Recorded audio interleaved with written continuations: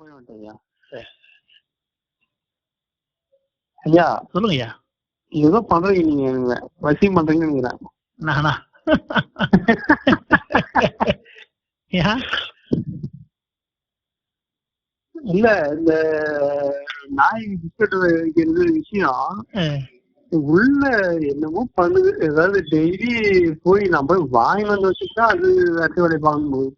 ஐயா நீங்க அதான் நீங்க நோக்கி போயின்னுக்கிறீங்க. இப்ப அப்படிதான் பண்ண பின்ன நீங்க இறைவன் எட்டணும்னு ஆசைப்படுறீங்க, அந்த வழியில இருக்கிறீங்க. எனக்கு அது புரியணும்னு என்ன இருக்குது ஆன்மாக்கு. அப்ப அந்த ஆன்மாக்கு இருக்கும்போது செய்யதான் சொல்லலாம்.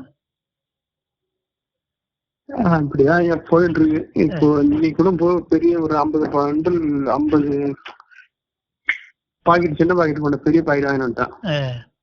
இந்த போடுங்கய்யா, ரொம்ப நல்லதுய்யா. இப்போ நம்ம வந்து யாருக்கும் கொடுக்கல, இது நீங்க சாப்பிடுற உணவு இப்பதான் புரியுதா? அந்த நாய் சாப்பிடுற உணவு இப்பதான் நீங்க சாப்பிடுறீங்க. நீங்க அதுக்கு வாய்க்கு உணவு கொடுக்கலாம், அது உடல் வளரும். நீங்க அதுக்கு உணவு கொடுக்கும்போது உங்க அறிவு வளரும். சொன்னது புரியுதுங்களா? இதுதான் அதுக்கு நீங்க உணவு கொடுக்கும்போது உடல் வளரும். அதுக்கு நாய் கொடுக்குதல் நாய்க்கு உடல் வளரும், உங்களுக்கு அறிவு வளரும். இல்ல இது உண்மைதான். இப்ப நம்ம நாயின்னு பாக்குறோம். இப்ப நீங்க தினமே நாய்க்கு நீங்க உணவு வைக்கல, அந்த மனிதருக்கு உணவு வச்சீங்கல்ல, உணவு கொடுத்தீங்கல்ல. ஏன் 15 ஜீவராசி அது ஏன் உணவு வைக்கணும் உங்களுக்கு தோணல? சும்மா நான் கேக்குறேன். வைப்போம், சும்மா இப்படி சாப்பிட்டா கொஞ்சம் வைப்போம். ஏன் அதையே செய்யல? ஏன் செய்யல நம்ம? ஏன் அதுவும் ஒரு ஜீவராசி தானே, அதுவும் இங்க ரோல் படி. இப்போ மனிதனுக்கு இந்த இடத்த பொறுத்த வரைக்கும் ஒன்னு அவன் கேட்டாது வாங்கிப்பா, இல்ல எல்லாரும் கொடுக்குறாங்க. மனிதனுக்கு உணவு கொடுக்குறாங்களா கொடுக்கலையா? ஜீவராசிக்குன்னு ஸ்பெசிபிக்கா யாரும் ஒத்த வைப்பாங்க, எல்லாரும் வைக்க மாட்டாங்க. அப்ப நம்ம இருக்கும் அந்த மாதிரி செய்யல. முக்கியமா நம்ம செய்யணும். முதல்ல வல்லார் வயல இருக்கிற எல்லாரும் எல்லா உயிரும் மேலே அன்பா இருக்கணையா. இந்த எல்லா உயிர்ன்றதுதான் நீ. அதை நீ தெரிஞ்சுக்கணும். எல்லா உயிரோட நீ அப்ளை ஆகும்போது மட்டும்தான் நீ யாருன்னு தெரிஞ்சுக்க முடியும். இதுதான் பேரறிவுன்றது. இந்த அறிவை பெறணும் நம்ம. இப்ப இது என்ன இப்ப உங்களுக்கு புரியுதா? இது யோகம், இது தவம், இதுதான் தியானம், இதுதான் நீ சொல்ற அனைத்து விதமான பயிற்சின்றது அந்த வார்த்தையில அடங்கிதுல. இது இப்போ ஆமா, இப்ப தெளிவா தான் சொல்றாரு. இப்ப நீ காட்டுல உட்காந்து 1000 வருஷம் பிரம்மச்சரியம் விரதம் தாம் பண்ணா கூட ஒரு பெரிய மாற்றம் வராதுன்றாரு அவரு. அதுல கிடைக்கிற ஒரு சின்ன அனுபவம், நீங்க ஜீவகாரியமா ஒரு குடும்பத்துல வாழ்ந்து பிற உயிர் மேல அன்பா நீங்க கலக்க ஆரம்பிப்பீங்கன்னா உங்ககிட்ட அதை விட கோடி கோடி பங்கு அதிகமான உன்ட்ட ஆற்றல் பெருகும்ட்டாரு. இப்ப இது என்ன தப்பு அது இது பண்றது? யோகம் தவம் தியானம் வானான்னு சொன்னதை அவர் கரெக்டா அப்படியே சொல்றாரு. இதுதான் அது காரணம். அவ்வளவு மாற்றம் வரும் ஜீவகாரணத்துல, இது சும்மா கிடையாது. ஆனா அது ஒரு உங்களுக்கு எழுத்து வடிமா அதுல எதுவும் போடல. இந்த வார்த்தை அதுக்கான அர்த்தம் தானே. நீங்க சொல்றது ரைட்டு தான் ஐயா. ஆனா இப்போ யோகா பண்ணும்போது பண்ணிருக்கேன் நானு ஒரு ஃபிளெக்சிபிலிட்டி. யோகா தவம் தியானம் இது எல்லாமே ஃபிளெக்சிபிலிட்டி. உங்க மனசு கொஞ்சம் கண்ட்ரோல் பண்ணணும், ஒரு அமைதியா நல்லதுதான். இது நான் இல்லன்னு சொல்லல. நீங்க எதுக்கு அதுக்கு பண்றீங்களா, இறை நட்டது பண்றீங்களா? எனக்கு அது போய் சொல்லுங்க பாப்போம். அதுதான் கேள்வி. இப்ப நீங்க பண்றது அதுக்குன்னு பண்றீங்க, அதுக்காக பண்றோம். நீங்க அதுக்கானது இல்லையா? அது இல்லாத பொருளை வச்சு நான் அதை பண்ணி பண்ணி அடையணும் எப்படி? அது அங்கதானே விஷயம் இருக்குது. நீங்க பண்ணது இப்ப யோகா பண்ண தவறு இல்ல, இது தியானம் பண்ணுங்க, தவம் பண்ணுங்க, மௌனமா நல்ல விஷயம் தான், வானான்னு சொல்ல. ஆனா அது இறை நட்டுறதுக்கு வழி இல்ல. உன்னை பத்தி ஒரு சின்ன புரிதலும் ஒரு மனது அமைதியும் உனக்குள்ள ஒரு நிதானமும் கொண்டு வர சொல்ல அது பண்ணும். ஆனா அது இறைவன் எட்டக்கூடிய சொல்லலாம் அது பண்ணாது. அதுகிட்ட அது இல்ல. உங்ககிட்ட இருக்குதா? இல்ல இல்ல. உங்ககிட்ட அது பொருள் எப்படி கிடைக்கும்? உங்ககிட்ட அந்த பொருளே இல்ல. அந்த பொருள் இல்லாதால் நீ உன்னை தானே தேடி இருந்தா கஷ்டமா? அது இருக்கிறத போய் தினதானே கிடைக்கும். எல்லாரும் பார்த்தா பண்ணாங்க, காட்டுல போறாங்க, யாரோட பண்ணி அவனோட போனா அவனை பத்தியே சிந்திச்சு அவனை பத்தியே. உங்ககிட்ட தான் இல்லையே. இல்லாத பொருளை நீ தேடி எப்படி எடுப்பீங்க? உன்னால முடியும்? அதுதான் இப்ப அதுதான் ஒரு கன்வெர்ட் ஆகிக்குது. இப்ப அதான் சொன்னீங்க, பிறருக்கு சேர்றது எல்லாமே உனக்கானது. உண்மைதானே? பிறருக்கு உதவி பண்ணுங்க, உங்க பாவம் போயிடும் சொல்றீங்களா? சொல்லியா? நீங்க சாப்பிடுங்க பாவம் போயிடும் சொல்றீங்க எல்லாரும். ஏன் பிறருக்கு பண்ணா என் பாவம் போயிடுன்றீங்க, பிறகு பண்ணா கர்மா தீர்ந்துன்றீங்க, பிறருக்கு பண்ணா எனக்கு ஒரு முக்தி நிலை கிடைக்கும், ஏதோ ஒன்று சொல்றோம்ல. நம்ம பிறருக்கு கொடுக்கும்போது நம்ம வந்து நல்லது நடக்கும் நினைக்கிறீங்க. எப்படி நீங்க சொல்றீங்க நீங்க? அப்ப அதுக்குள்ளதான் அந்த இறைவனோட தன்மை அடைகிறது. நீங்களே வாய் வார்த்தையா சொல்றீங்க எல்லாரும். சொல்றீங்களா இல்லையா? அப்ப அதையே நீங்க ஊன்று செய்யும்போது நீங்க சொல்ற அறிவியா உங்களுக்கு வராத போயிடும். உங்க கருமா தீர்ந்துன்றீங்க, பாவம் போயிடுன்றீங்க, புண்ணியம் வருன்றீங்க, இவ்வளவும் வருன்றீங்க. அதுக்குள்ள ஏன் அதுக்குள்ள இறைத்தன்மை வரும்னு உங்களுக்கு யாருக்கும் தெரியல? இதுதானே சிம்பிள் பேசி தானே. இவ்வளவும் வருதுட்டீங்க. இவ்வளவு வருதுன்னு சொல்ற ஒரு பொருளுக்குள்ள ஏன் இறைத்தன்மையோட ஆற்றல் நீங்க எட்ட முடியாது? இது ஏன் இருக்காது? நீ யாரும் கேள்வி கேட்கல? அதை கேள்வி கேட்டு அந்த பதில் எடுத்து தானே ஒருத்தர் சொல்லிட்டு போயிட்டாரு நம்ம கிட்ட. இதுதான் வழி, இதுதான் சூழல், இதுதான் செய்யுங்க, உங்களுக்கு பெரிய மாற்றம் நடக்கும். இது உணர்வு சம்மந்தப்பட்டது ஐயா, சும்மா கிடையாது. இப்ப நீங்க மிஞ்சி போனா நான் ஒரு வாரமா ஒரு வாரம் 2 வாரம் போன் பண்றீங்களா எனக்கு? ஒரு வாரமா தான் இருக்கு. அவ்வளவுதான் பண்றீங்க. ஆனா அதுக்குள்ள என்ன சொல்றீங்க? மிஞ்சி போனா 2 மணி பிஸ்கட் வாங்கி போட்டுருப்பீங்களா நாய்க்கு? டெய்லி ஓரளவு வாங்கி போட்டுறோம். இல்ல இப்ப போடுறீங்க சொல்றேன். இப்ப அதுக்குள்ளே இவ்வளவு மாற்றம் வருதுன்னு சொல்றீங்களா? நீங்க இதே நீங்க ரெகுலரா செஞ்சீங்கன்னா இன்னும் நிறைய மாற்றம் அறிவு வந்திருக்கா பாருங்க. இது வந்து என்னன்னா ஜீவகாரணி வந்து உடல் மாற்றத்தையும் கொடுக்கும், அறிவு மாற்றத்தையும் கொடுக்கும். அறிவு தான் மெயின். இங்க மூலமே அறிவு தான். வல்லாறு போட்டுற அறிவு தெளிவிக்கவே நான் வருவிக்க விட்டேன்னு போட்டிருப்பாரு. இந்த உடல் மாறுறது எல்லாமே அது ஒரு சூழல். ஆனா அறிவுன்றதுதான் மேம்படணும். அறிவு தான் அதோட மூலம். அது ஜீவகாரியத்துல போகும்போது எல்லாமே நடக்கும். உடல் மாற்றமும் நடக்கும், அறிவு மாற்றமும் நடக்கும். இது வந்து மேல்நிலையான யோகையா ஜீவகாரணின்றது. ஆனா நம்மளுக்கு ஈஸியான ஒரு தன்மையில இருக்குதுன்னு அவரு பட்டவட்டமா அந்த இயற்கைன்ற ஆற்றலே சொல்லிட்டு போயிடுச்சா நம்ம இதுக்குள்ள இருக்குது, நீ இதை ஃபாலோ பண்ணுங்க, வேற ஒன்னும் வேண்டாம் உங்களுக்கு. இப்ப எப்படி தான் திரும்ப செஞ்சுன்னு வச்சுக்கலாம். எந்த எதுவுமே வரலாம்னு பரவாயில்ல, குடும்பத்தை நடத்துங்க, ஒரு உயிரை கொண்டு சாப்பிடாதீங்க, பிற உயிர் மேல அன்பாருங்க. இது உண்மையிலே ஒரு கட்டத்துக்கு மேல ஒரு பெரிய அனுபவத்தை கொடுக்கும். உங்களுக்கு பாக்குறவங்க பாராட்டுவான். எல்லாரும் சூப்பர்னு சொல்ல மாட்டேன். ஏன் சொல்றான் அப்போ நீ சரியாக தான் அந்த வார்த்தையை சொல்றான். அப்படி சரியா தானே கிடையாது. இன்னும் டீப்பா செஞ்சு என்ன போகுது? இயற்கைக்கே நீ சரியா தான் நீ மாறிட போற. இப்ப நீ நாயை பாக்குறீங்க, திடீர்னு ஒரு அணில் வருது, திடீர்னு ஒரு காக்கா வருது, எல்லா பறவையும் இப்ப நீ அது பார்த்தது எல்லாமே நீங்க தான். அது ஞாபகம் வச்சுங்க. நீங்க யாரையும் பார்க்கல, உன்னை நீ வேற கண்ணட்டா பாக்குற. இயற்கைன்ற பூமி அதுக்கு வடை அமைக்கப்பட்டது தான். இது நீ மனிதனா இருக்கிற, நீ ஒரு அறிவை பெறணும். அந்த அறிவு இந்த பூமின்ற காலேஜுக்குள்ள நம்ம எல்லாரும் விட்டு மனிதனு படிக்கணும். மனிதன் படிக்கணும். இவங்க எல்லாமே ஸ்டூடெண்டாவும் இவங்க எல்லாமே வந்து பாத்தீங்கன்னா பாடமாவும் இருப்பாங்க, உங்களுக்கு வாத்தியாரமும் இருப்பாங்க. ஆனா அவங்க யாருக்கும் தெரியாது. அவங்கதான் பாடமும், அவங்கதான் வாத்தியாரம் உங்களுக்கு. ஆமா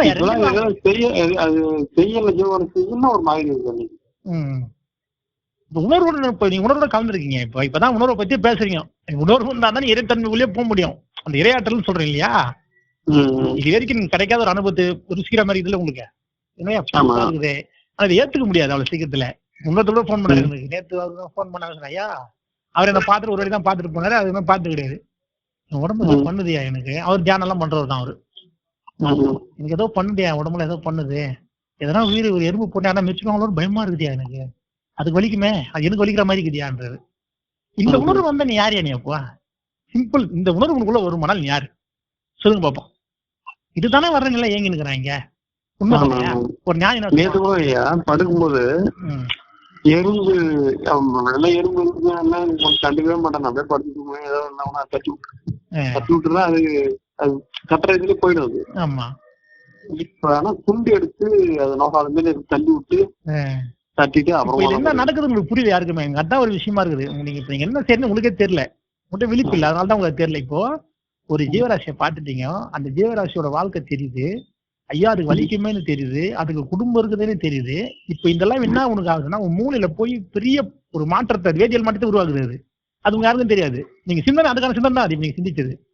ஐயா எறும்பியா இப்போ மெல்லன தள்ளணும், அடிக்கடி பட்டுச்சுன்னா அதுக்கும் குடும்பம் இருக்குது, அதுக்கும் வலிக்கும் இல்லையா? இந்த உணர்வு உள்ளுக்குள்ள நீங்க கொடுக்குறீங்க, கொடுக்கறதுனால நீங்க அதை எடுத்து தள்ளுறீங்க. புரியுதா சொல்றது? இப்ப இந்த மாதிரி கமெண்ட் நீங்க மூளையில கொடுக்கும்போது மூளை தான் நம்மளுக்கு பிரதானம், அறிவு தான் பிரதானம். இப்ப இது அறிவு சம்பந்தப்பட்ட செய்யணும் உள்ள மூளையில வந்து இது வரைக்கும் ஆக்டிவ் ஆகாத சொல்றாங்க இத்தனை % மூளை ஆக்கி இருக்கிறாங்க. ஆனா ஜீவகாரணியம் பண்ணும்போது மூளையோட ஆக்டிவேஷனே ஒரு கண்டென்ட் மாறினே இருக்கும், ஒரு பாயிண்ட் கூடினே இருக்கும். ஏன் சும்மா கிடையாது,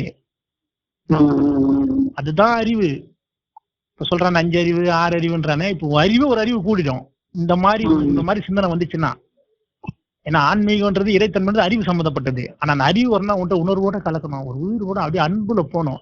அன்புல போகும்போது என்ன ஆகும், இந்த உடலுக்குள்ள ஒரு நிகழ்வு நடக்கும். ஆஹா அம்மா கருணை வந்துச்சா, கருணை வந்தா உள்ள மூலையில இருக்கிற மொபைலை மாத்திரா, கொஞ்சம் செட்டிங்க மாத்திரா, அல்ல ப்ரோக்ராம் எக்ஸ்ட்ரா வெயிட் அவனுக்கு தோணு தூக்குடானுவான், கட்டாயம் நடக்கும்.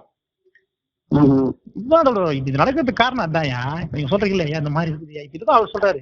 இதோ நடக்குறியா உடம்புல எல்லாம். நான் முதல்ல ஒரு 2 hour 3 hour தியானம் பண்ணுவேன். இப்பெல்லாம் ஒரு 10 நிமிஷம் உட்காந்தாலே போதும். அந்த அனுபவம் ஒரு சடனா வருது, கட்டாயம் வரும். அதெல்லாம் ஒண்ணுமே இல்லை இதுல, அவ்வளவு அனுபவம் வரும். ஜீவகாரணின்றது நீங்க அவ்வளவு மென்மையா ஈஸியா நினைச்சிட்டீங்க நீங்க எல்லாரும். இப்ப நீங்க சொல்றீங்கல்ல, இப்ப இது எவ்வளவு ஒரு இதுவா இருக்குது. இப்ப இது இன்னும் கொஞ்சம் நீடிக்கிட்ட பெரிய மாற்றத்தை கொடுக்கும். ஆனா இதுதான் டைரக்டா இறைவனுக்கு போகக்கூடிய பாதை. அதனால கொஞ்சம் காம்ப்ளிகேட்டடா தான் இருக்கும் இது. அதுல நீ சந்தேகம்லாம் படாதீங்க, சரியா? ஆமா, இப்ப நீ புதுசு புதுசா இருக்கும் உங்களோட உணர்வு, உங்களை அதை எதிர்கொள்றது கஷ்டமா இருக்கும். இப்ப யோகம் தவத்துக்கு மேல எதுன்னு சொன்னல நானு. அப்ப அது எப்படி இருக்கும் அதோட வேலை? அதை ஏத்துக்கிற அளவுக்கு பண்றதுக்கு உள்ளுக்குள்ள பக்குவமும் வேணும் உங்களுக்கு. அதையும் கொஞ்சம் திடகாம நிக்கணும். சரிங்களா? இப்ப நீங்க முதல் போய் பண்றதெல்லாம் உங்களுக்கு அப்படி கிடையாது. ஃப்ரீயா இருக்கும், போகலாம், பண்ணலாம், வரலாம். பெரிய அனுபவம்லாம் வராது. ஜாலியா சந்தோஷமா இருக்கும், ஃப்ரீயா இருக்கும். இது அப்படி கிடையாது. உன்னோட வாழ்க்கையோட இது வரைக்கும் நீங்க வாழ்ந்த வாழ்க்கையோட செட்டிங்கே மாத்தோம். அது அப்படியே ஆமாயா, ஃபுல் ப்ரோக்ராமே மாத்தோம். அவ்வளவு அளவுக்கு இதுக்கோட கருணைக்கு அவ்வளவு வலிமை உண்டு. ஆனா சரியான தெளிவு இருக்கும் உங்ககிட்ட, வேற லெவல்ல இருக்கும். ஆனா நீங்க ரொம்ப விழிப்பா இருக்கணும் எல்லாத்திலயுமே. நம்ம கிட்ட எந்த செயல் செஞ்சாலும் ரொம்ப கொஞ்சம் உத்து பார்க்கணும், உத்து கேட்கணும். இந்த செயலை செய்யும்போது நடக்கிற நிகழ்வை உத்து யோசனை பண்ணணும். எல்லாமே இப்போ முதல் மாதிரி இப்ப என்ன நடக்குது, நம்மளுக்கு என்ன மாற்றம் வருது, நம்ம லைவ்ல என்ன பாக்குறது, எல்லாமே என்னென்ன நடக்குது எல்லாத்தையும் நோட்டீஸ் பண்ணணும். அப்பதான் அவங்களை கண்டுபிடிக்க முடியும் நம்ம என்ன நடக்குது அப்படின்ற மாதிரி எல்லாம். ஏன்னா ஜீவகாரணின்றது என்ன, நீ தான் சொன்னி, நீ வல்ல என்ன போட்டாரு, யோகத்துக்கெல்லாம் மேல யோகம் இப்ப சொல்லிட்டாரு. காட்டுல உட்காந்து 1000 வருஷம் தாமனோட இந்த மாற்றம் கிடைக்காது, நீங்க கிடைக்கின்றாரு. அப்ப அது கிடைக்கும் போது அது எப்படி இருக்கும்னு யாரும் உணர்ந்தது இல்லை, நீங்க யாருமே பண்ணது இல்லைல்ல. அப்ப வரும்போது கொஞ்சம் மாற்றமா தான் இருக்கும். ஏன்னா இது வரைக்கும் உங்களுக்கு சொல்லி கொடுத்தோட அதை அனுபவிச்சது கிடையாது. அதனால அவங்களுக்கு தெரியாது, நல்லா தான் இருந்தது. இப்ப அவங்க கத்துக்கிற வரைக்கும் நல்லா இருந்தது, அதுதான் உங்களுக்கு கத்துக் கொடுக்குறாங்க, உங்களுக்கு நல்லா தான் இருக்கும். ஆனா நீங்க அந்த பாதையில என்ட்ரி போடும்போது இங்க இருக்க, இப்ப இங்க இருக்கிறீங்கல்ல, இப்ப இருக்கும் போதே இது எதுவுமே இல்லைன்னு உங்களை கன்ஃபார்ம் பண்ண முடியும். அப்படி பண்ணா எப்படியா இருக்கும், கொஞ்சம் யோசனை பண்ணி பாருங்களேன். இப்ப நீங்க இருக்கிறீங்க, இங்க இருக்கு பூமியில இருக்கீங்கல்ல, இப்ப இருக்கும் போது இங்க எதுவுமே இல்ல அப்படின்னு உங்களால பார்க்க முடியாது, எப்படி இருக்கும்? நான் சும்மா கேக்குறேன். நான் மட்டும் தான் இருப்பேன். நீங்க அப்படிதான் அப்படி இருக்கு, அப்படி உங்க மனம் சொன்னா, உங்க மூளை சொன்னா எப்படி இருக்கும்னு கேக்குறேன் உங்களுக்கு. அது எப்படி எதிர்கொள்வீங்க நீங்க? கொஞ்சம் பயம் இருக்கும். அதெல்லாம் வரும் இல்ல, ஏன்னா அந்த அளவுக்கு அறிவு நுட்பமாகும். சும்மா கிடையாது, இகத்திலேயே பரத்தை உணரணும். இங்க இருக்கும் போதே நீ தான் பறன்னு புரியணும். பறன்னு புரிஞ்சா என்ன ஆகும்? எல்லாமே நீங்க எடுத்த சொல்லி கொடுக்கும். இது வேற லெவல்ல இருக்கும் இது. ஆனா கொஞ்சம் டீப்பா போங்க, நல்லா தான் இருக்கும். இதுதான் நம்ம சோர்ஸ். இதுக்கு தான் நீங்க எல்லாரும் ஆசைப்படுறீங்க. சிவகாரணின்றது அந்த அளவுல கொஞ்சம் வீரியமாவே இருக்கும் அது. ஏன்னா அன்பு சம்பந்தப்பட்டது ரொம்ப. நீங்களே இப்ப காட்டுல உட்காந்து தவம் பண்ணுங்க, எதுவுமே மாற்றம் வராதுன்ட்டாரு. அப்ப நம்மளுக்கு மாற்றம் வரணும். அப்ப அந்த மாற்றம் எந்தெந்த லெவல்ல இருக்கும் எல்லாத்தையும் எதிர்கொள்ளணும், எதிர்கொண்டு தான் ஆகணும். நான் கூட முதல்ல என்ட்ரி போடும்போது செம்ம சந்தோஷமா இருந்தேன். நிறைய விஷயம் வந்துச்சு. சிவத்தன்மையெல்லாம் நான் எட்டிட்டேன். சிவத்தன்மையெல்லாம் கடந்து இங்க எதுவுமே இல்லை, வீட்டை விட்டு போலான்ற அளவுக்கு என்ன வந்துச்சு எனக்கு, குடும்பத்தை விட்ட. ஏன்னா இங்க எதுவுமே இல்லைன்னு தெரிஞ்சிச்சு, எல்லாமே சும்மான்னு தெரிஞ்சிச்சு, எல்லாமே விளையாட்டுன்னு தெரிஞ்சிச்சு. என் அம்மா இங்க இருக்கிறவங்க எல்லாமே அம்மான்னு தெரிஞ்சிச்சு, இருக்கிற எல்லாமே எங்க அப்பான்னு தெரிஞ்சிச்சு. நான் யாரை பார்க்கணும், நான் யாரை காக்கணும்ன்ற மாதிரி என்னெல்லாம் வந்துச்சு. செம்ம ஃப்ரீ, சரியான ஃப்ரீடம் ஆயிடுச்சு எனக்கு. அப்பயே வீட்டை விட்டு போலாம் அப்படின்ற மாதிரி ஆயிடுச்சு. அந்த அளவுக்கு அறிவு வந்துச்சு அந்த ஆரம்பத்துல கொஞ்ச நாள்லயே. அதுதான் அந்த முக்தி நிலை சிவத்தன்மைன்ற அந்த சிவத்தன்மையை நான் எட்டிட்டேன். நானே சிவன்ற அளவுக்கு வந்துச்சு. ஆனா அது கொஞ்ச நாள் திருப்பி தக்க வச்சு அப்படியே இருக்கும் போது தான் அது சுத்த சிவத்தோட கன்வெர்ட் ஆகும் போது என்ன ஆயிடுச்சு, இந்த உயிர்கள் போற துன்பத்தை பார்க்கும் போது திருப்பி ஆப்போசிட் ரிவெஞ்ச் ஆயிடுச்சு. இப்ப நம்ம இதை விட்டுட்டு போக முடியாது, இது எல்லாமே நான் இருக்கிறேன், அப்ப எல்லாமே நான் இருக்கிறேன், நான் எப்படி போக முடியும், நான் போக முடியாது என்ற அளவு ஒரு அறிவு வந்துச்சு. இப்ப என்னால நார்மலாவே இருக்க முடியல. இந்த மாதிரி உங்ககிட்ட யாருன்னா நான் பேசினேன்னா அந்த அறிவை நான் கன்வெர்ட் பண்ணும்போது மட்டும் எனக்கு சந்தோஷமா இருக்கு எனக்குள்ள. மற்றபடி என்னால இப்ப வேலை செய்ய முடியல, ஃப்ரீயா இருக்க முடியல, இந்த சிந்தனை ஓடினே இருக்கும். ஏன்னா இந்த இடத்தை விட்டு நான் வேற இடத்துக்குள்ள போற அளவுக்கு சூழல் உருவாயின்னு போதில்லை, என்ன மாறுது என்னோட அறிவுல. அப்ப நம்ம அதை எதிர்கொள்ளுன்றது கொஞ்சம் சாத்தியம் தான், கொஞ்சம் கஷ்டமா தான் இருக்கும். ஜீவகாரணம் செஞ்சா சூப்பரா இருக்கும், செயலை செஞ்சுன்னா செம்மையா இருக்கும். இல்லைன்னா இந்த மாதிரியான ஜீவகாரணத்தை பத்தி பேசணும், அதை பத்தி சிந்திக்கணும், அதை பத்தி செயலே இருக்கணும். ஏன்னா இங்க இருந்து நடக்கிறது எல்லாமே துன்பம் எனக்கு தெரிஞ்சு போச்சா, எல்லாரும் கஷ்டத்துல இருக்கிறாங்கன்னு தெரியுது. ஆனா எல்லாம் மாற்றத்துக்கு தான் நடக்குது எனக்கு தெரியுது. ஆனா அவங்க வலி தாங்க முடியல அவங்களால. இப்ப எல்லாமே நான் இருக்கிறேன், அந்த வலி என்னோட வழியா மாறுது.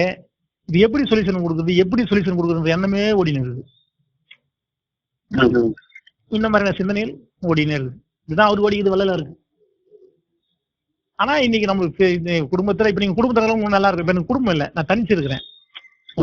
இப்ப நீங்க எதா இருந்தாலும் குடும்பத்தையும் பார்க்கணும், குழந்தை பார்க்கணும், எல்லாரையும் பார்க்கணும், நிறைய பண்ணும்போது கொஞ்சம் ஈஸியாவும் இருக்கும். உங்களுக்கு இன்னும் சூப்பரா கொண்டு போவோம், வாய்ப்பு நிறைய. ஏன்னா சம்சாரி தான் மெயின். சம்சாரினா குடும்பத்தோட இருக்கணும்.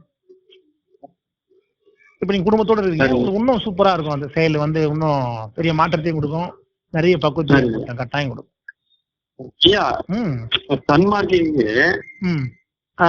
நல்லா சன்மார்க்கம் பண்றாங்க. ஆனா இருந்தாலும் அவங்களுக்கும் நோய் வருது. அத்தியாயி அது நோய் என்ன இயல்புதான் வரும், அதுல இது அது பாருங்க. நோய் வருது, முதுமை வருது, மரணம் வரதுல ஒண்ணும் இல்லையா? புரிஞ்சுங்க நீங்க எல்லாரும், சரிங்களா? அறிவு வந்துச்சா? அதுதான் மெயின். அறிவுன்றதுதான் இந்த தடவை கண்டென்ட். மீது எல்லாமே நடக்கும். ஏன்னா இந்த இடத்தோட சூழலுக்கு ஏற்றாற்போல் இந்த உடல்ன்றது ஒரு சூழ தேகம் தான். இந்த சூழ தேகத்துக்கு இங்க இருக்கிறத கொண்டுதான் இந்த உடைய கட்டுமானம் பண்ணிருக்கிற. இந்த வீட்டை விட்டு நீ வெளியே போனா இந்த கட்டுமானம் உடஞ்சி இங்க கொட்டினாதான் விட்டுட்டு வெளியே போக முடியும். சொந்த புரியுங்களா? ஆனா இந்த கட்டுமானம் வந்து அறிவு நீங்க பெற்றுக்கணும். எல்லாரும் அறிவை பெறதுதான் இந்த கட்டுமானமே. ஆன்மான்றது தெரிஞ்சுக்கிதான் ஆன்மாவுக்கு கிடைச்ச இந்த தேகம் தான் இது. இந்த தேகத்தை கொண்டு நீ ஆன்மான்னு அறியணும். நீ ஆன்மான்னு அறியும் போது அதுக்கப்புறம் அனைத்துமா நீன்னு அறியணும். இந்த மாதிரி ஒரு கண்டு அறிஞ்சுக்கிறதுக்கு தான் தேகம் அடிச்சுக்குது. நீ அறிஞ்சதுக்கு அப்புறம் இந்த தேகம் இருக்கலாம், எல்லாமே போகலாம். அதனால எந்த பிரச்சனையும் கிடையாது. ஏன்னா இந்த தேகத்துக்குன்னு ஒரு ஆயுள் காலம், அதுக்குன்னு ஒரு தன்மை எல்லாமே இருக்கு. ஆனா கருணை மிகுதியா செஞ்சீங்கன்னா மாற்றாடுறது 100% வாய்ப்பு. ஏன்னா வள்ளலார் தவிர்த்து இது வரைக்கும் அதை தீபா செஞ்ச ஆள் இல்லை. உண்மைதானே? வள்ளலாரை தவிர்த்து இது வரைக்கும் கருணை செயலே தீபா செஞ்ச ஆள் இல்ல, கிடையாது. கடைஞ்சி இருந்திருந்தால் இந்நேரம் நிறைய பேர் ஒளி தேகம் எடுத்திருக்கலாம். அதுக்கே வாய்ப்பு நிறைய இருக்கு. இல்ல பெரிய அறிவு இங்க உருவாயிருக்கும், அதுக்கே வாய்ப்பு இருக்கு. இங்க இந்த உலகத்துல சூழலே பெருசா மாறி இருக்கும், அதுவும் வாய்ப்பு இருக்கு. ஆனா அது எதுவுமே நடக்கல. காரணம் எல்லாரும் அதே யோகத்துல போற, பக்தியில போற, ஒரு தர்மசாலை வைக்க தான் நாங்க சாப்பாடு போடுறோம், நாங்க அவரோட பாடல் படிக்கிற, இப்படிதான் போறாங்க தவிர்த்து யாரும் கருணையில இறங்கல. இறைவனோட உள் தன்மையான அவர் சொன்ன சுத்த சிவத்துக்கான தன்மைக்குள்ள யாருமே போல. அதுல போயிருந்தாங்கன்னா இன்னைக்கு பெரிய மாற்றம் வந்திருக்கும். கட்டாயம் வாய்ப்பு இருக்குது. ரெண்டாவது, இன்னைக்கு சூழல்னு ஒண்ணு இருக்குது ஐயா. இன்னைக்கு சூழல் ஒண்ணு, இந்த சூழலுக்கு ஏற்றப்ப தேகத்தோட தன்மை எல்லாம் மாறதுக்கு வாய்ப்புகள் அதிகம். உண்மைதானே? அவர் வாழ்ந்தது 200 வருஷம் பேக்கு, எல்லாரும் வாழ்ந்து.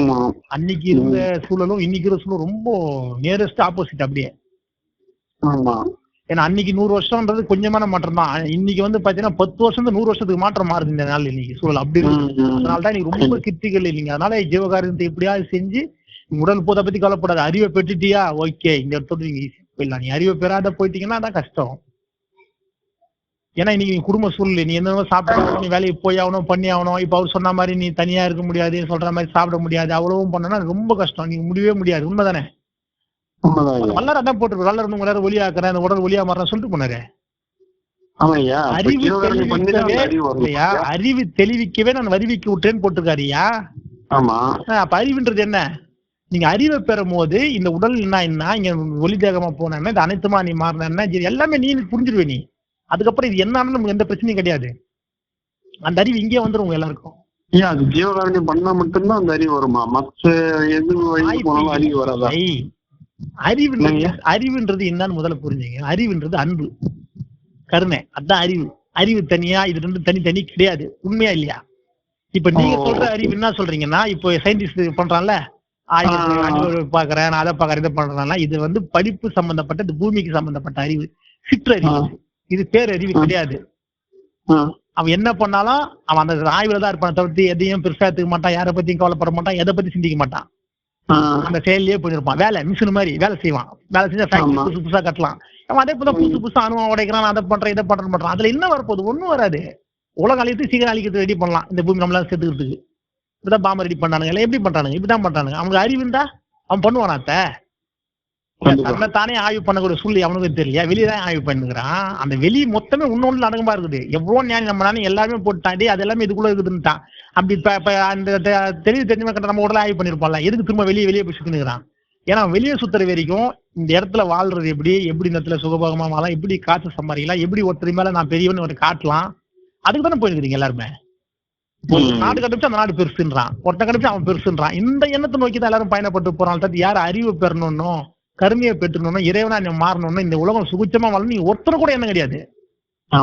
உண்மைதானே?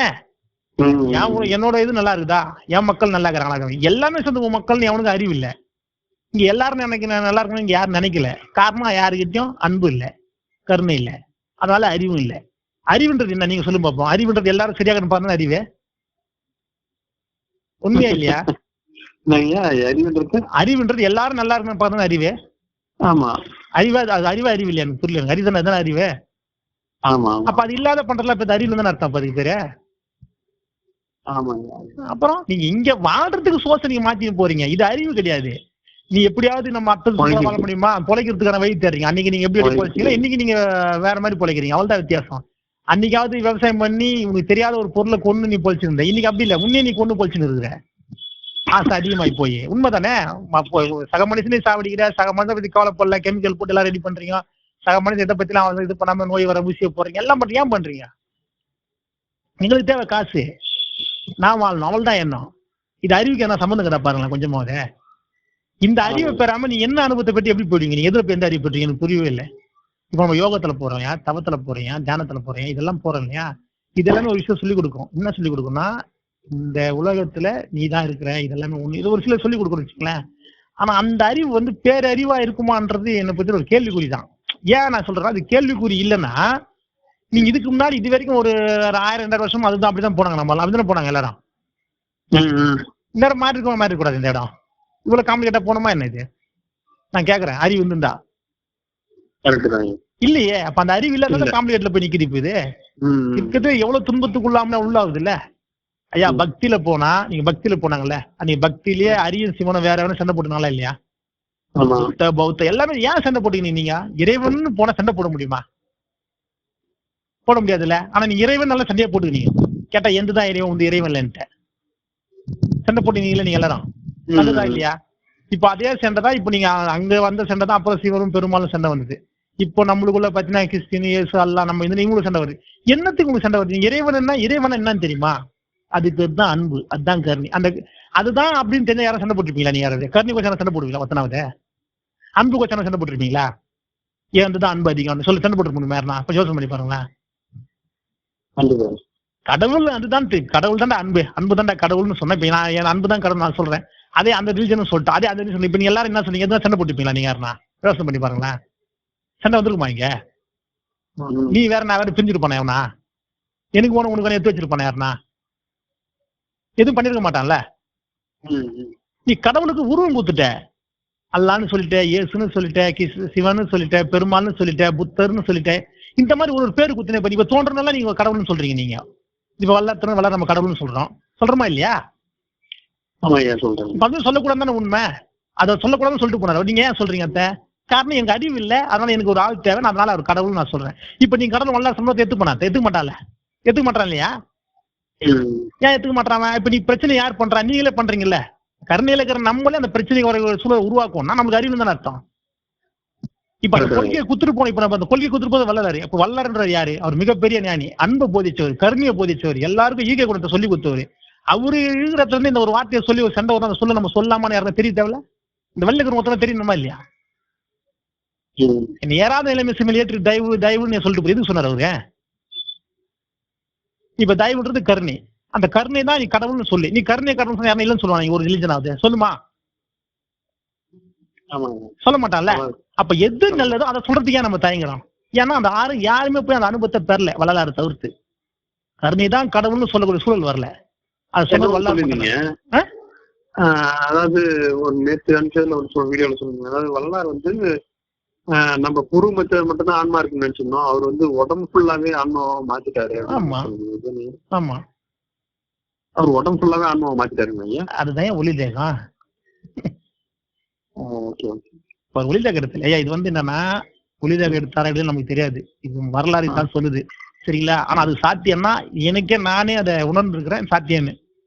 என் தகுதிக்கு நான் செஞ்ச ஒரு வருஷத்துல நடந்த நிகழ்வுலயே என் உடல்ல ஒளி அமைப்பட்டதை நானே பார்த்தேன். அப்ப இது சாத்தியம் தான் நான் கன்ஃபார்ம் பண்ணிட்டேன். எனக்கு சந்தேகம் இல்லை சரிங்களா? ஆனா இந்த ஆன் பண்றதா ஒளி, இதுதான் ரீசனான ஒரு பொருள். ஏன்னா இங்க எல்லாமே ஒளியில் தான் இருக்குது. ஒளின்றது லைட் பார்ட்டிகள் தான் நீங்க ஆன்மா. அதுக்கு உருவமும் ஒண்ணுமே கிடையாது சரிங்களா? அப்படி இருக்கும் போது அந்த ஆன்மான்றதை உணர்றதுக்கோசம் இந்த இயற்கையா வழங்கப்பட்டது அந்த தேகம், விளையாட்டுக்கோசம் சரிங்களா? ஆனா இந்த தேகமும் ஆன்மாலானதுதான். ஏன்னா இந்த இடத்துல முழுவதுமா இருக்கிறது ஆன்மா தான் இருக்குது. அது உங்க யாருக்கும் தெரியாது, அதுக்கு வாய்ப்பு இல்லை. ஏன்னா அந்த அறிவை பெறாம, நான் தான் சொன்னேன் பேரறிவு பெற முடியும்.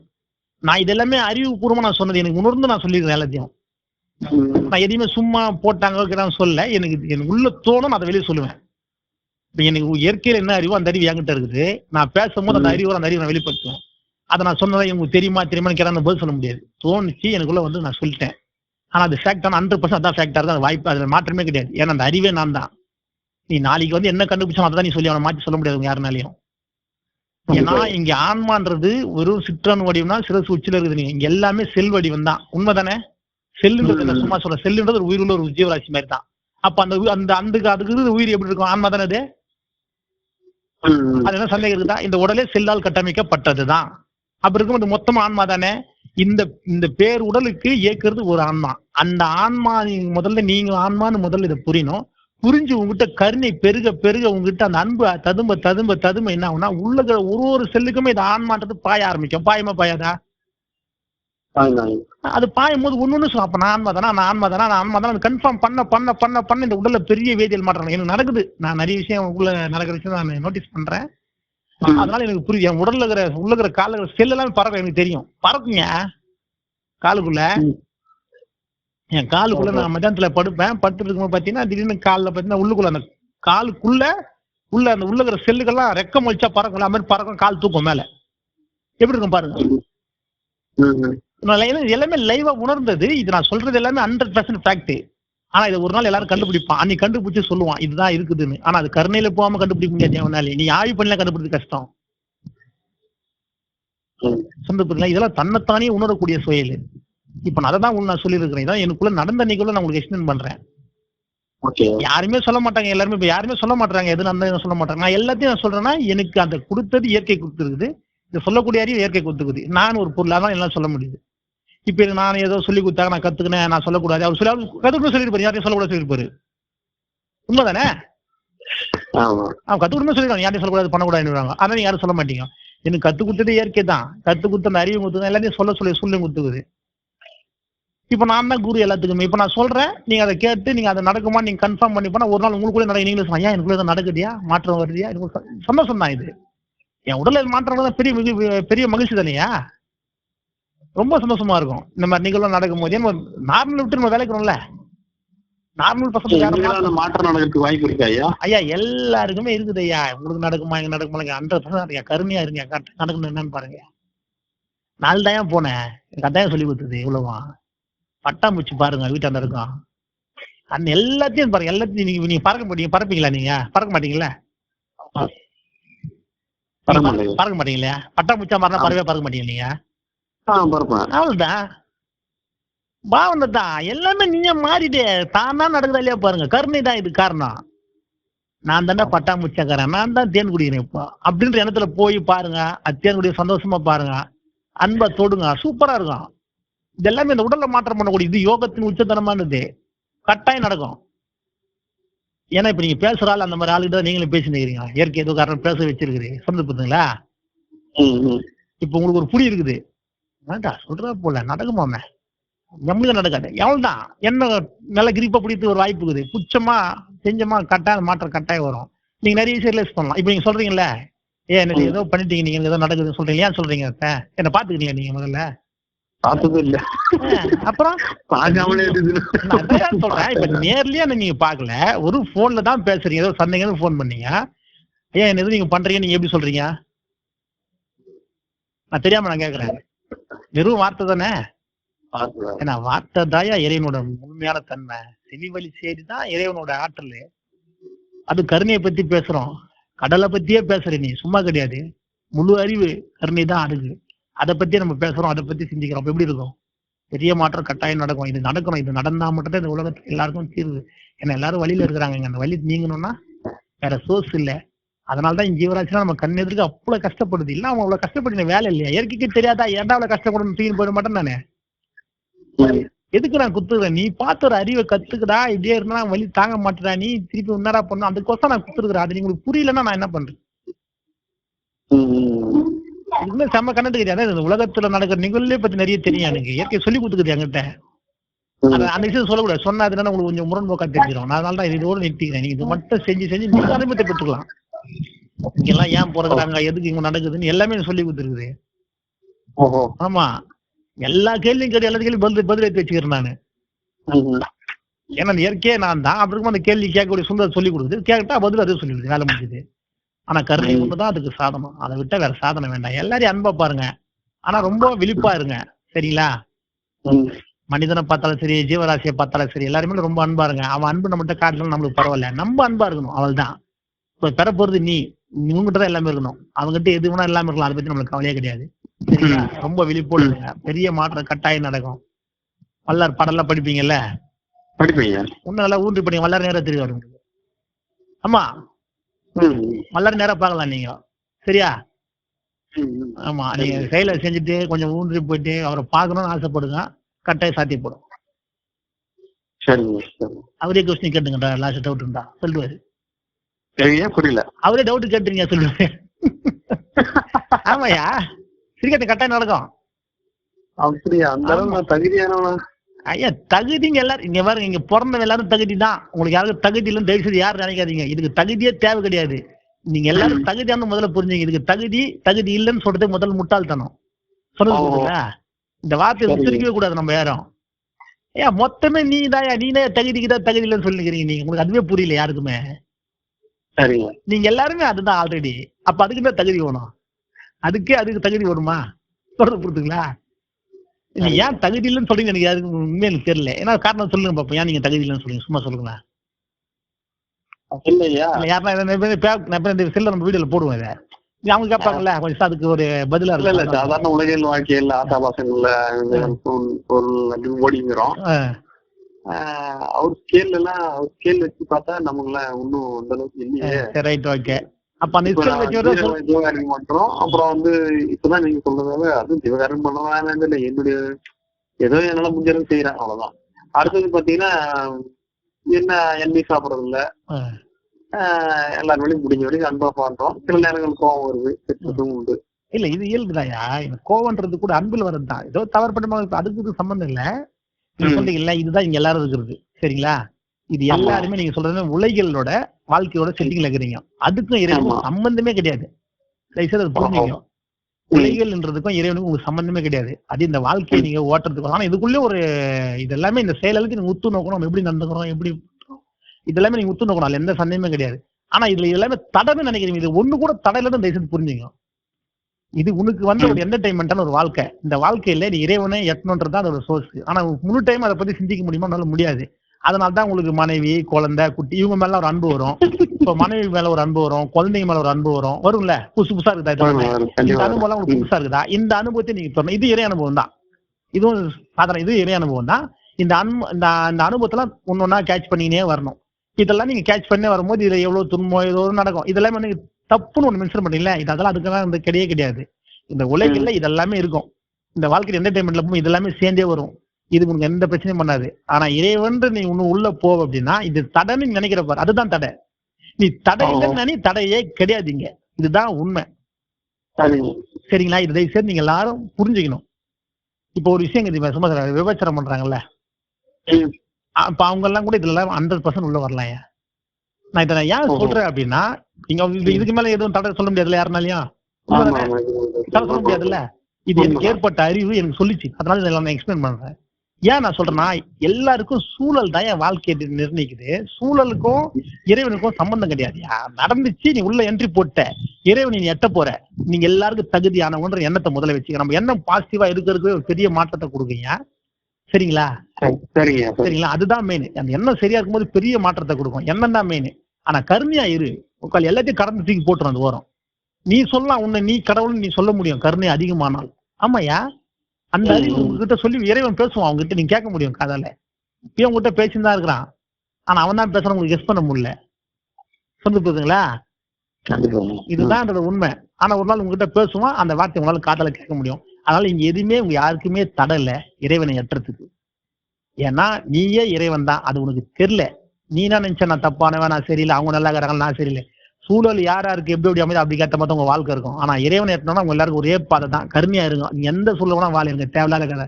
ஆனா கருணையா அன்பா நீ 100% உண்மையா உத்தமமா அது நீயா மாறி நீனால இருக்க முடியும்னா நீ இறைத்தன்மை எட்டலாம். அதுல எந்த வித சந்தேகப்படாதீங்க. 100% நீங்க எல்லாரும் மரணம் இல்லாத பிறகு வாழலாம். இதுதான் உண்மை. இதுல எந்த மாற்று கருத்தும் கிடையாது. இதுக்கு சின்னவனோ பெரியவனோ இருக்கப்பட்டவனோ இல்லாதப்பட்டவனோ ஏற்றத்தாழ்வு ஒண்ணுமே கிடையாது. எல்லாருக்கும் பொது பொருள், எல்லாரும் அதை எட்டலாம். அன்பா இருந்தீங்கன்னா 100% சாத்தியப்படும். இந்த ஒரு வழிதான் இன்னைக்கு இப்ப இருக்கிற சோர்ஸ்ல பூமியில நம்மளுக்கு சிறந்த வழி இதுதான். இந்த வழியை விட்டா வேற வழி ரொம்ப கடினமா இருக்கும். கடினமா இருந்தாலும் அதுல உண்மையை எட்ட முடியுமானா முடியாது. இந்த வழி ஈஸியாவும் இருக்கும். இந்த வழியில முழுமையா இறைத்தன்மை 100% எட்டவும் முடியும். இதை தயவு செய்து எல்லாரும் புரிஞ்சுக்கணும். தகுதி மட்டும் நினைக்காதீங்க, தகுதி இருக்குதுன்னு நினைங்க. இதுல எந்த தவறும் ஆக போறது இல்லை. தகுதி இல்லைன்னு நினைக்கும் போது தான் நம்ம தப்புக்கு நம்ம தாழ்த்திக்கிறோம். அப்ப நீ அந்த கட்டத்துக்கு அந்த சூழ்நிலை அடுத்த கட்டத்துக்கு நீ போறதுக்கு சொல்றது நீங்களே தடுத்துக்கிறீங்க. இதுதான் நடக்குது. இது நடக்கக்கூடாது. தகுதியானவன் நானும் செய்வேன். என்னால நீங்க இப்ப பெறீங்கல்ல, இப்ப சொல்றீங்களா ஐயா நாயப்பாங்க மாறி சொல்றீங்கல்ல, இறைவன் அனுமதி நீ பெற. அப்ப நீ இறைவன் எட்டுன்னு என்ன அர்த்தம்? அது அவனை ருசிகள் தான் நடந்துக்குது. அது ருசிகள் தான் நீங்க போன் பண்றீங்க. அதுவே உங்களுக்கு தெரியல. ஆமா, அப்புறம் அதுதான் உண்மை. இது எல்லாருக்குமே சாத்தியப்படும். கண்டிப்பா.